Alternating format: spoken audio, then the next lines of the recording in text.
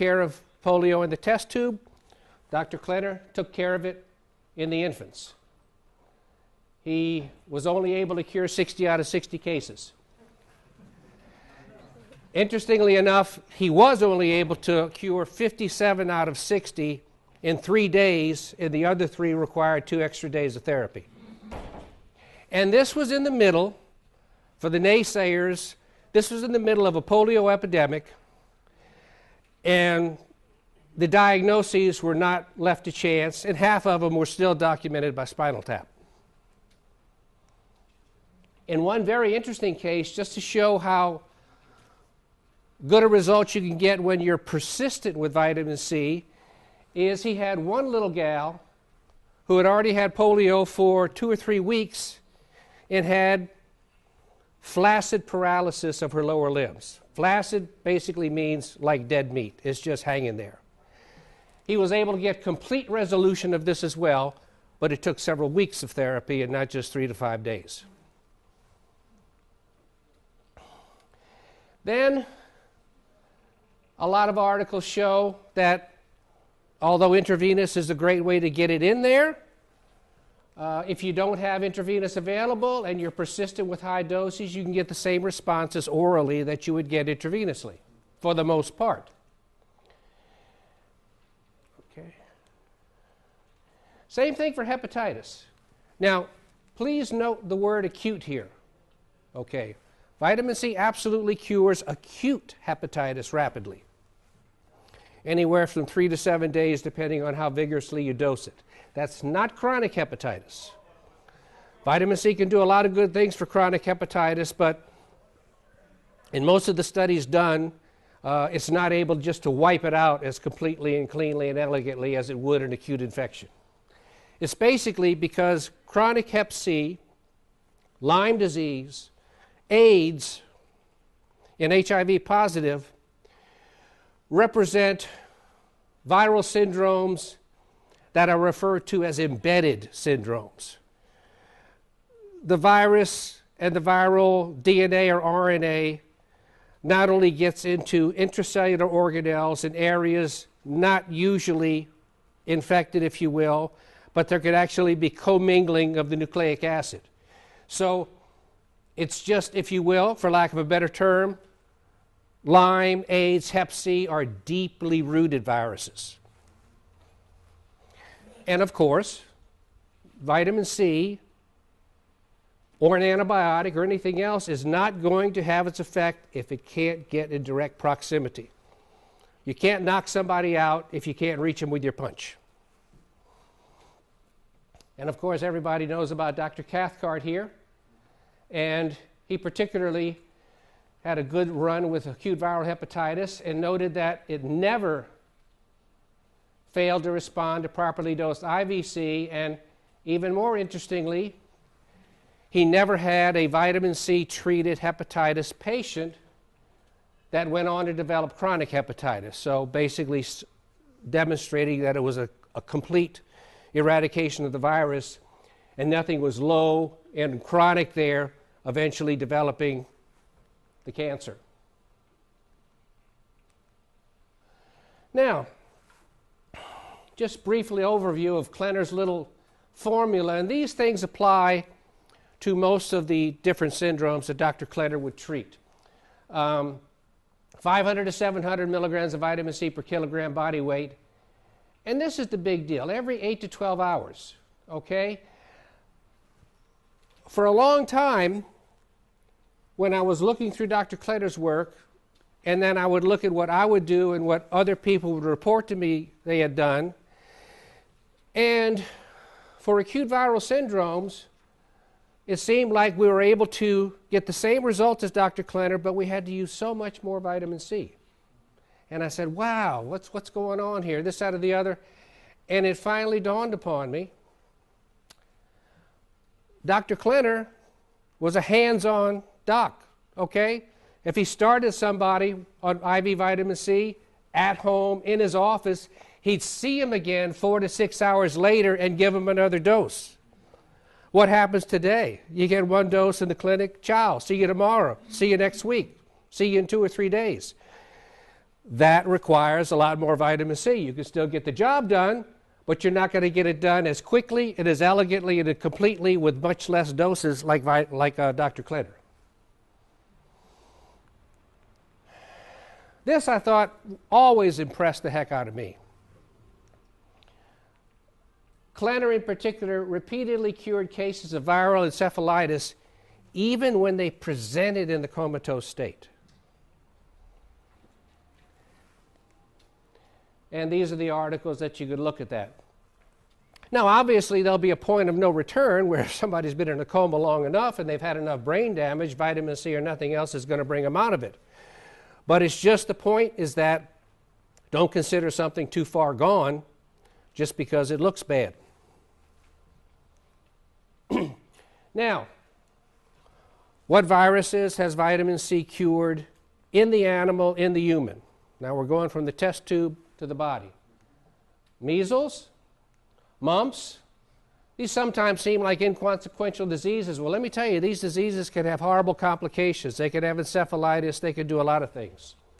Herpes infections, again, acute. My own personal experience is vitamin C can do a lot for chronic herpes too, and probably even eradicate it, but it requires a much more vigorous approach than you would do for something like shingles. Influenza. For those of you that haven't seen it, I think they have the CDs over there, and they have the video online on my website, peakenergy.com. That's at the end of the lecture. You have to write it down. And this New Zealand farmer was completely comatose. They were going to pull him off of life support and let him die. And to make a long story short, vitamin C saved, well, there's the website anyway. Vitamin C saved the day. Okay, now. I'd like to reinforce one of the things you said there, because I have a friend who had shingles, and since I knew your work, I sent her to, can't remember the fellow's name, and he treated her, and it solved the problem. I mean, and so I've seen it happen. I just want to make it clear to people that when people have chicken pox, I think it's chicken pox, it can become shingles later in life. Right. It gets into your system. Shingles is something that people our age are dealing with, and it's such a simple solution. And if anybody wants more information, they can talk to my friend. She's a wonderful attorney, and she's no BS. I don't know if I have it summarized here. It might be on a future slide. I don't have the whole presentation settled in my head, but there's an incredible paper that shows 300 and something out of 300 and something, 100% of over 300 consecutive shingles patients had complete 100% pain relief of their lesions within 4 to 6 hours of highly dosed vitamin C. Now, if you've had any shingles friends, you know what a phenomenal result this is. Tom Guilford is the name of the doctor. Oh, Guilford, okay. Okay. That covered in your book here, Doc? Yeah, that study is mentioned there. Yes, sir. Okay. Now, so, started out with viruses because vitamin C is an absolute virucide. Virucide means kill, okay? Like when you say bactericidal, kill bacteria, bacteriostatic, keep the bacteria from replicating and let the immune system kick in. So in the case of viruses, vitamin C is an absolute virucide. There has never been a virus that it's been brought in contact with in the test tube anyway that it hasn't nuked, inactivated, or otherwise destroyed. Now, for non-viral infections, vitamin C is often bactericidal, almost always bacteriostatic, and always supports the immune system so well that the effects of viruses, the effects of vitamin C on non-viral infections is almost as dramatic as it is with viruses. Okay. Now, practical considerations.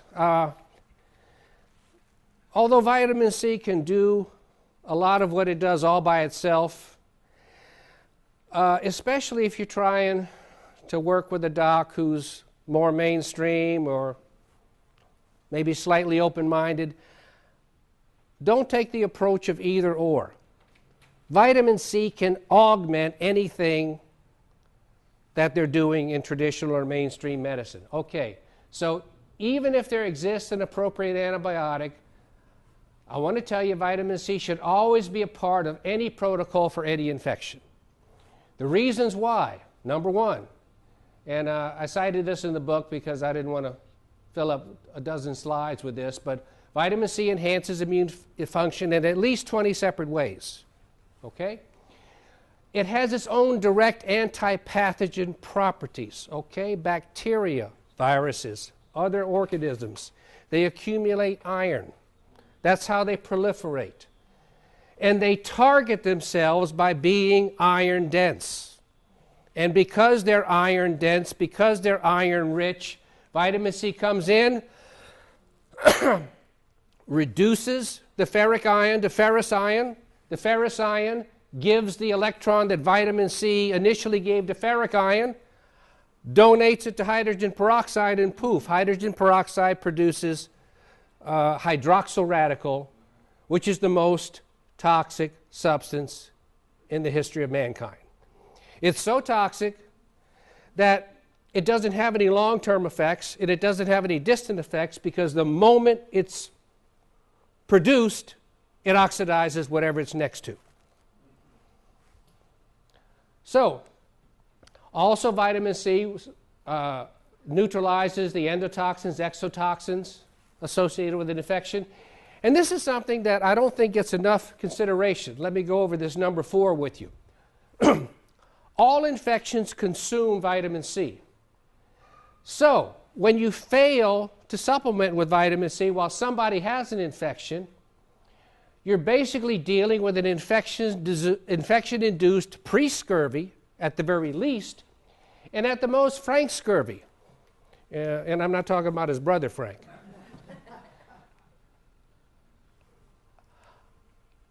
I would tell you that most patients who spend more than 2 weeks in the intensive care unit and eventually die in a state of scurvy. I mean, they have to overcome that in addition to whatever else it is they're in there for. And this is one way that possibly we can drive a wedge in and begin to educate our doctors about vitamin C. Is even mainstream medicine has a little blood test called plasma vitamin C.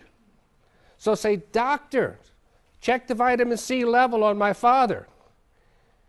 And when it comes back low or immeasurable, say, doctor, can we now give my father some vitamin C? You may not get 50 grams, but even if he gets 1 or 2 or 3 grams, it'll make a big difference. Okay, this is what I talked about, embedded pathogens. Cathcart did a lot of this work and found that things like the common cold and other viruses could have enormous consumption. Things like Ebola virus. You might actually need 200, 300, 400 grams a day in order to bring somebody back from the throes of death with that type of consumption. Tuberculosis responds very well to vitamin C, but it grows slow, so it reacts slow. Obviously, something that proliferates rapidly is going to respond rapidly. Something that proliferates slowly, even if it's a positive response, it'll be a slower response. Pertussis, whooping cough, responds very well, but it's a tough cookie because it also has an associated toxin to go along with the microorganism. Now, I told you they didn't have any human studies, but in rabies, which is just considered absolutely untouchable by anything, just start your vaccinations whenever you get close to it, they in fact showed in animal studies that vitamin C treated guinea pigs had improved survival. Okay? Malaria responded very well, and amazingly enough, to very small doses. 1, 2, 3 grams was able to cure a substantial number of malaria patients. Leprosy, like tuberculosis, responds well but very slow. Typhoid fever, brucellosis, trichinosis, very well. Dysentery, extremely well.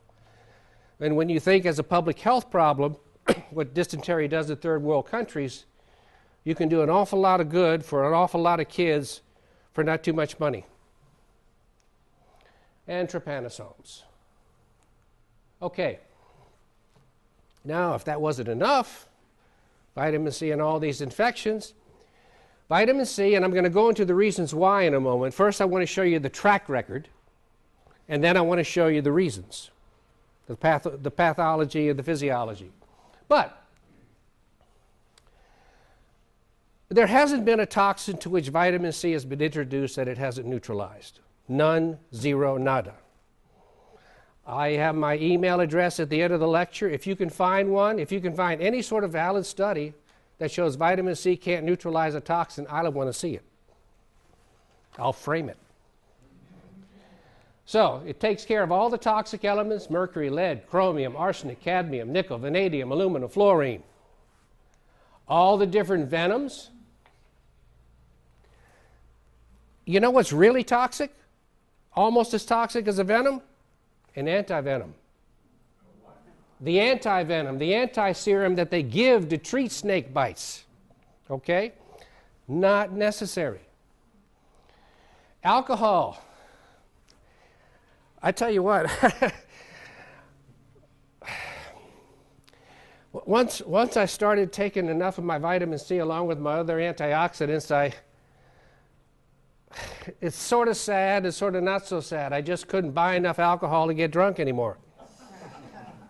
So, just had to settle for the taste. Barbiturates. Interesting story there. Klenner would take patients and actually bring them out of their intoxication in his office.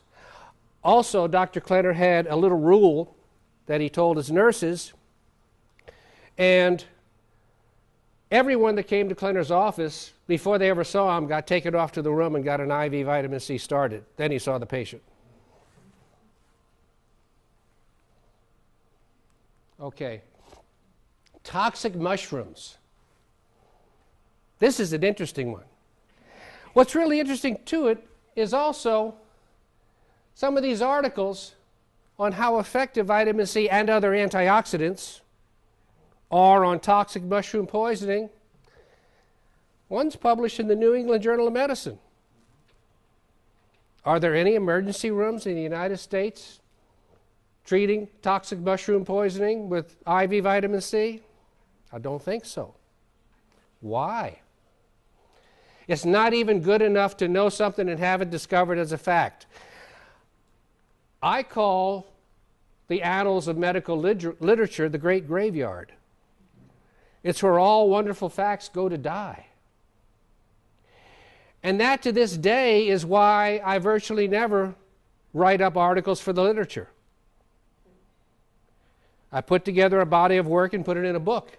And at least the book, no matter whatever pot shots pseudo-intellectual doctors want to take at me for avoiding the literature, it can eventually develop a life of its own. Pesticides? Oh, about the toxic mushrooms. They had this, I don't know if Lang was the author or Lang was the fellow he described, but a crazy little old Frenchman who was so confident in his vitamin C neutralizing the toxicity of Amanita phalloides, which is the most toxic mushroom you can eat, is he'd put on little demonstrations, and he'd eat 3 times the lethal dose of mushrooms and then show how it wouldn't affect him by taking his vitamin C. I'm really very confident in everything I'm telling you, but I'm not sure I'd want to put my body through that. And we have pesticides, a whole host of great information, very solid research done well on strychnine, tetanus. Now,